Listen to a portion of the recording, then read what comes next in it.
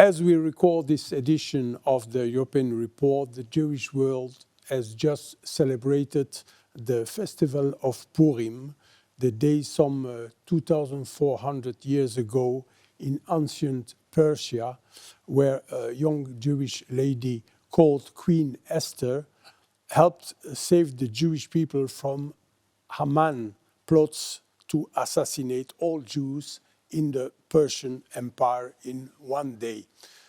For Jews in the world, this is very symbolic today because they make the link between what happened with Haman and what's happening in Iran with the killing of the supreme leader Ali Khamenei. So there is a link between the two. In this edition of the European Report, we are going to speak about another war in ancient Persia, which is today Iran, where the Islamic Republic, which has been oppressing its people for more than 47 years, is fighting for its survival after the US and Israel on Saturday morning launched a pre-emptive strike, which in less than 2 minutes, even 60 seconds, took out the top leadership of the Islamic Republic, including Supreme Leader Ali Khamenei. On the day 5 of this war, which is called Roaring Lion by the Israeli government, and as the war just extended to Lebanon, where Hezbollah is joining Iran in striking northern Israel, we are going to look at the EU reactions to this conflict and discuss where we go from here. And with us in the program today here in the European Parliament, we have Finnish MEP Sebastian Tynkkynen from the European Conservatives and Reformist Group, ECR, and a member of the important Foreign Affairs Committee. And as always, European Coalition for Israel, founding director Tomas Sandell. Thank you both for joining me. Thank you for the invitation. Pleasure to be here. My name is Yossi Lempkowicz. This is the European Report. I will start with you, MEP Tynkkynen. You have been very active recently in questions related to Iran. And already some weeks ago, if I'm not mistaken, you asked NATO Secretary General Mark Rutte to intervene in Iran to free the people of Iran. First of all, where does your interest to help the people of Iran comes from, and how do you assess the European Union reactions to the war so far? There are many reasons to support Iran to be free. I think, first of all, it's about the Iranian people themselves. For decades, they have been oppressed by the regime. They have been slaughtered. Their basic human rights have been taken away. And basically, Iran is a hostage place for 90 million people. So for their sake, Iran has to be free. Secondary, we know that Iran is a proxy operator in the Middle East, so it's destabilizing the whole region. It's causing problems basically in all corners of Middle East, and especially Israel is target of Iran, and Iran is actually existential threat to Israel.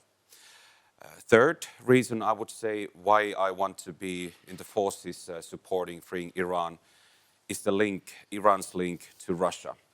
So basically, Iran is arming and supporting Russia to go the war against Ukraine. And there are many, many other reasons. Also, Iran has operatives in the European soil, and they're doing their nasty terrorist attacks on our soil. I think the whole world would be safer and better place if Iran would be free. What about so far the European Union reactions to what's happening? Well, to be honest, they have been pathetic and hypocritical. So first, when United States and Israel started to attack the strategic places in Iran, all of them were right away kind of saying that we don't want any war, we don't want any escalation, we need to de-escalate, now we need diplomatic solutions. But those diplomatic solutions haven't worked. We have tried for decades this appeasement policy with Iran.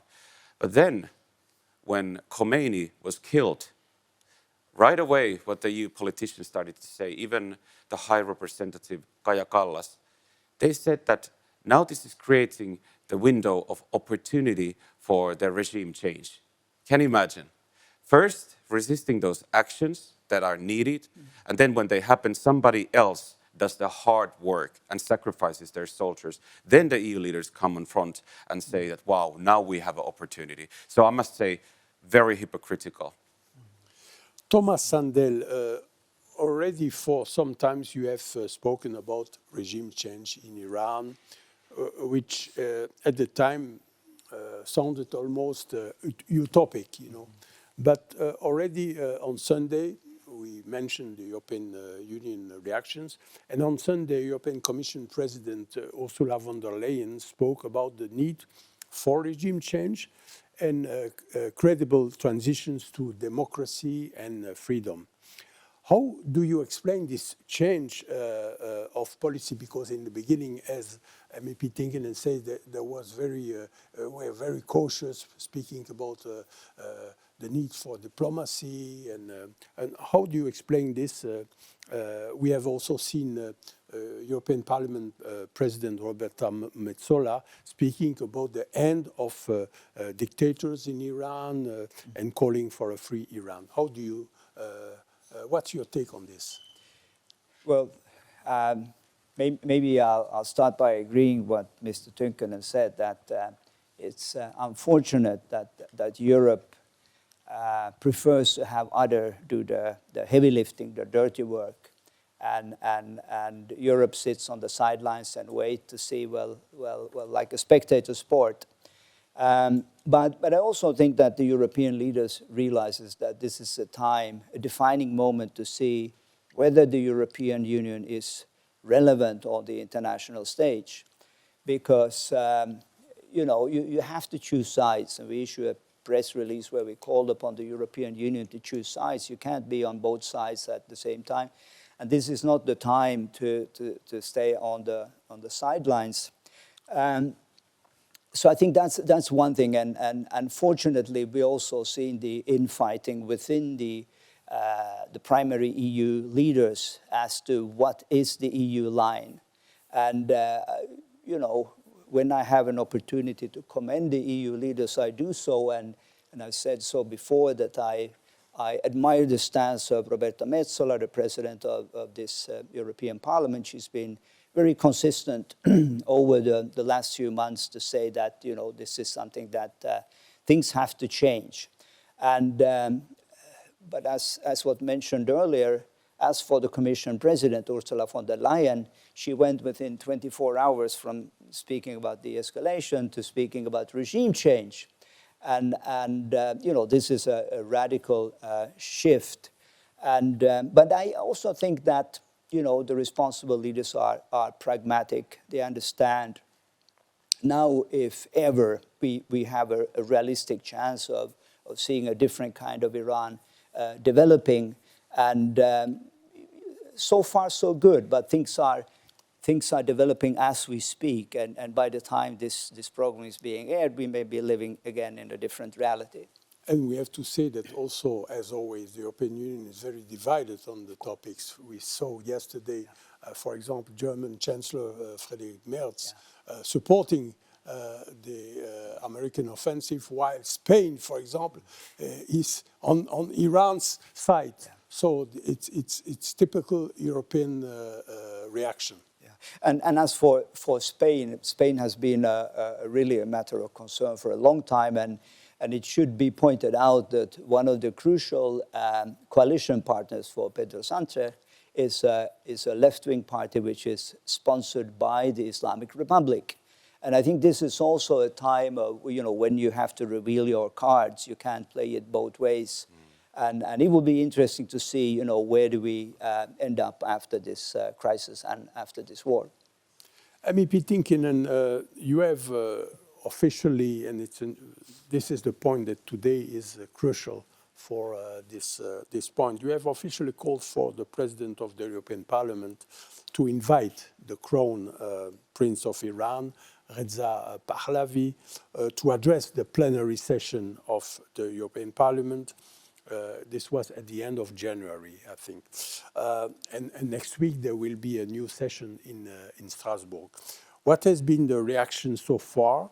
And can you tell us why do you think that Reza Pahlavi should be invited and not any Iranian opposition leader? We saw yesterday US President Donald Trump saying that he is not favoring Pahlavi as a transition leader. He prefers someone from inside Iran. What's your reaction to this? And do you think that the European Parliament will invite Reza Pahlavi?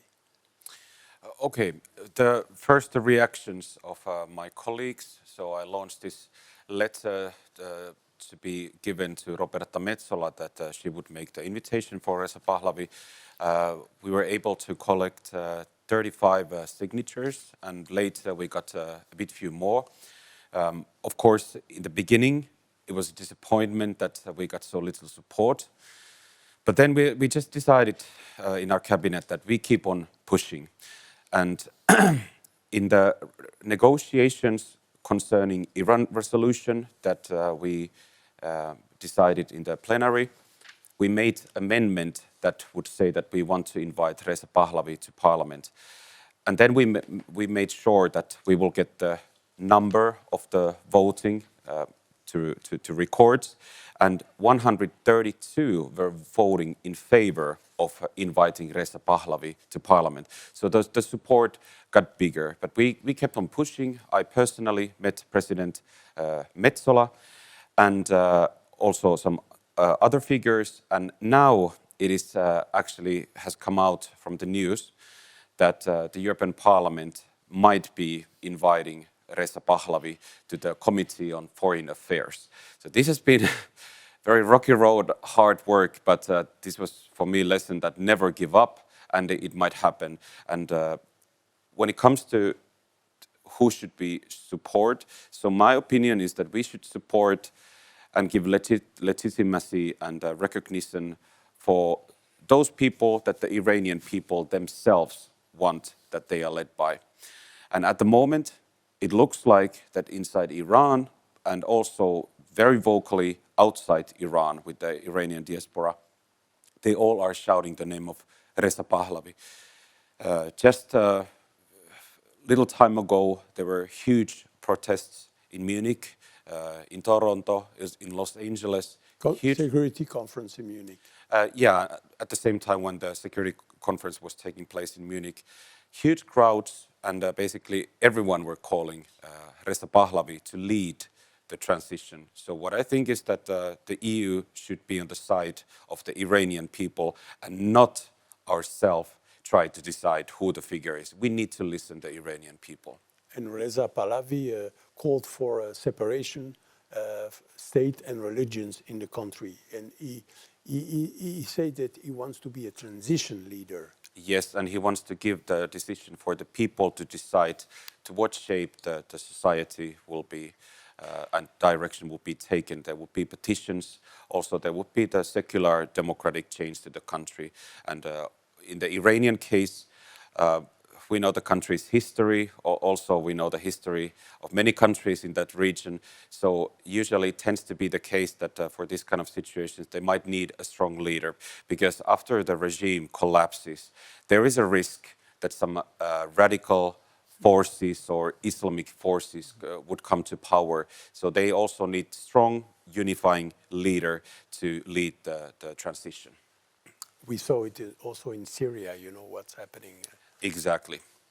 Tomas, Sandell, would you agree with the assessment of MEP Tynkkynen, do you think that Reza Pahlavi is the right person for the European Union to engage with? And if so, why? Yeah, 3 points also from my side. First of all, the person as such and the values that he has been, it's very clear by now, all the interviews that he have given in international media, he's one of us. He has very clear commitment to Western values, separation of religion and state, democracy, fundamental rights. So it should not be a problem for anyone, regardless of political affiliation, to support him. Secondly, and maybe most importantly, is that this is not a matter of what we think. And I have the privilege of working with Iranian opposition leaders who have come to the same conclusion to say that, hey, listen, I'm not a monarchist, but I respect the will of the people. And as Mr. Tynkkynen just said, there's only been one name chanted on the streets inside Iran for these last 1.5 months, and that's Reza Pahlavi. It is expected that some 30 million people came out in Iran after his call to go out on the streets. And what we saw around the same day as the Munich Security Conference, it was the largest ever demonstration in Germany. And that was in support specifically for Reza Pahlavi. Let me add that the police chief of the whole Bavaria, they were amazed at what they said. They said, listen, when we have a demonstration, it's usually a lot of violence. They said, these people, they behaved so nicely, they even gave us flowers. I said, who are these people? So it comes back to my point of values and principles. Who do you want to lead Iran? And I think this really speaks about a person that would be in the interest of the West, and that is respecting democracy. Thirdly, he has a plan. And the IPP, Iran Prosperity Plan, lays out what needs to happen the first 100 days, territorial integrity, institutional continuity, and providing all the necessary services. So I think all this together makes it very clear that he is someone that the European Union clearly should support. MEP Tynkkynen, as I mentioned, EU member states have taken different positions in this war. And in the Nordic countries, including your country, Finland, the president of Finland, Alexander Stubb, and the government led by Prime Minister Petteri Orpo have been rather critical to the US-Israeli preemptive attack on Iran. And also we heard French President Macron that criticized the US. He says this is against international law. And he also criticized them for not discussing the issue, the attack at the UN beforehand. While Germany supports the Israeli-American attack. What can you say about the Finnish position as your party, the Finns, are in the coalition government? First of all, I must say that the fact that Iran exists as a regime at the moment, that is against international law. It's a huge jail for their own people. They have been slaughtered, tens of thousands of them, to the streets, just that because they are protesting peacefully. Also, Iran is attacking other countries constantly, now bombing, even Arab countries. Like that Iran exists in this form, that is actually against the international law. And that we should change. Well, then, your real question about the Finland's stance. So I must say that there is, of course, the official government stance on the situation, which kind of follows the same opinions what the EU leaders and the EU Commission has been saying. And that is very unfortunate. The government is formed from 4 different parties, and my party, the Finnish party, we are big supporter not only for Israel, but also for the people of Iran to be free from their oppressors. So our stance is different. And I must say that if the Finnish party wouldn't be in this government, so I'm so sure that those statements given by the Prime Minister and President would be much, much more critical towards the actions of the US and Israel, these strikes to Iran. But we have needed to fight a lot inside the Finnish government to soften down the EPP policy when it comes to Middle East. I don't know why they're doing what they're doing. Everyone should see that the situation in Iran is black and white when it comes to international law, human rights, and also black and white of what we need to do, because we already know that now we see that what capability Iran already has to strike all around the Middle East, and they're willing to do that. Even though it's US and Israel who are doing the strikes, they're bombing all over Middle East.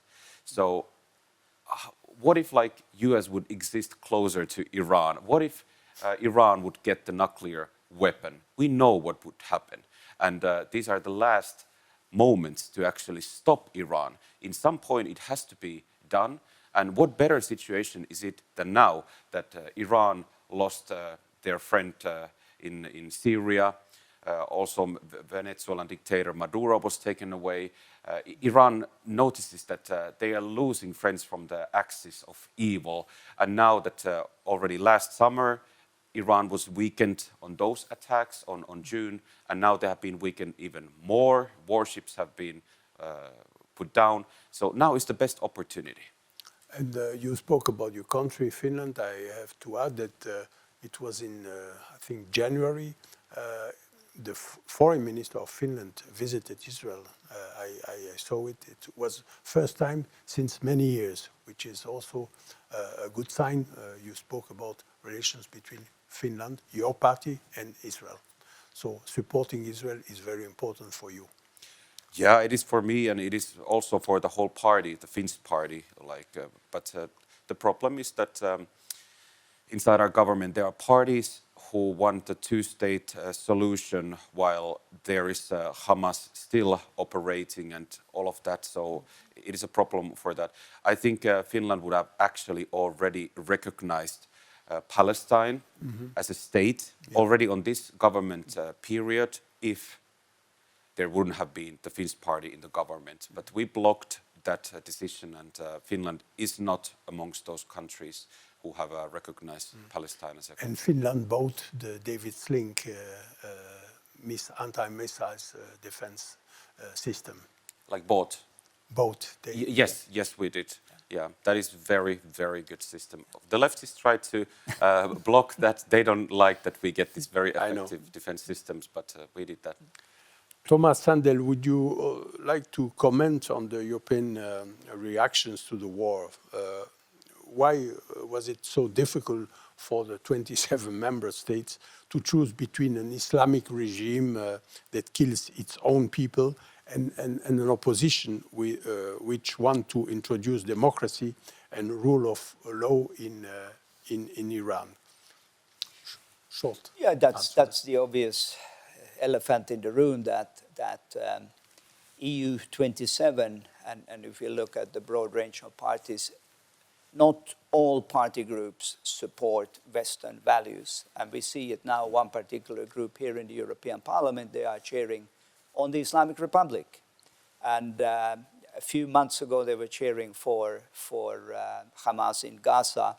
And in between, when tens of thousands of civilian Iranians were killed, including many, many women, they were very quiet. So I think these are revealing times where you can't really hide anymore or play games. It's very clear where this group are standing when it comes to international law. And as for international law, if you have to do it by the book, it means you go to the Security Council, you ask China and Russia politely, please, can we go to war with your allies? That's international law. So, short question to both of you, and I need a short answer because we are running out of time. How do you think this will all play out at the end? Do you think that the regime will collapse? MEP Tynkkynen. Well, at the moment, this day we are living, things are escalating to the level of that it's actually a very huge, hot war. Things are very uncertain at the moment, and we cannot know what will happen in the future and when this show is going to be aired. But I just really, really hope that these strikes will weaken the leadership of the regime that much that also the people inside Iran, the civilian people, will get empowered so much that they once again take up the streets, and also that the security forces in Iran, they will join the protesters' side, the people's side. That's what I hope. But we also need the recognition for the new leadership, and the more we get that gets us closer to the goal. Tomas, Sandell, short answer. A regime that kills its own people cannot remain. I'm quoting Metsola and Merz, and may it be so. That was all for this edition of the European Report. Thank you, MEP Tynkkynen and Tomas Sandell, for this interesting discussion on Iran and the EU's reactions to unfolding Middle East events. To our viewers, as always, if you like our program, please feel free to share the YouTube link with your friends and colleagues. My name is Yossi Lempkowicz. This has been the European Report. See you again next month.